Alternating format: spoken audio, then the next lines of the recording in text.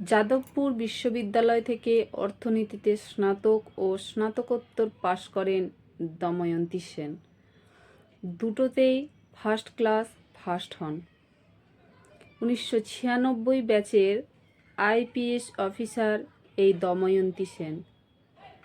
তিনি প্রথম মহিলা হিসাবে কলকাতা পুলিশের গোয়েন্দা প্রধান হন।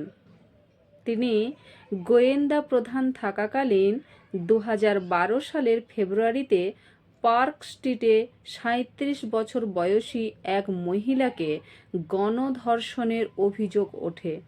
ঘটনার তদন্তের দায়িত্বভার নেন এই দময়ন্তী সেন।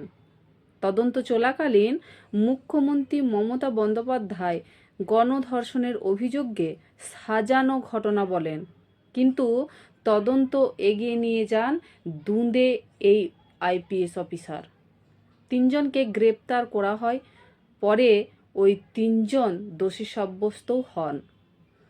পার্ক স্ট্রিটে গণধর্ষণের ঘটনার 2 মাসের মধ্যে কলকাতা পুলিশ থেকে তাকে কম গুরুত্বপূর্ণ পদে বদলি করা হয়।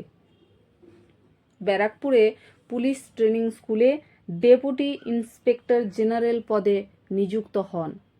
সেখান থেকে দার্জিলিংয়ে ডিআইজি রেঞ্জে বদলি করা হয়। তারপর পাঠানো হয় সিআইডিতে।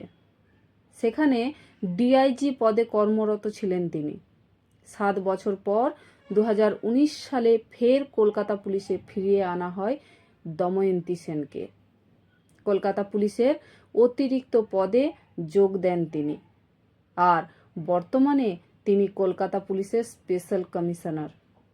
পার্ক স্ট্রিট গণধর্ষণের 10 বছর পর রাজ্যে 4টি ধর্ষণের মামলায় হাইকোর্টের নির্দেশে তদন্ত কমিটির নেতৃত্বে থেকেছেন এই দময়ন্তী। হাইকোর্ট তদন্ত কমিটি গঠনের পরই দময়ন্তীর প্রশংসায় ভরে উঠেছে সারা সোশ্যাল মিডিয়া। অনেকেই পার্ক স্ট্রিট গণধর্ষণে তার নির্ভীক তদন্তের কথা উল্লেখও করেছেন। কেউ লিখেছেন তিনি আবার সব মহিমায় ফিরছেন। হাইকোর্টের এই সিদ্ধান্তের প্রশংসা করেছেন নেটিজেনদের অনেকে।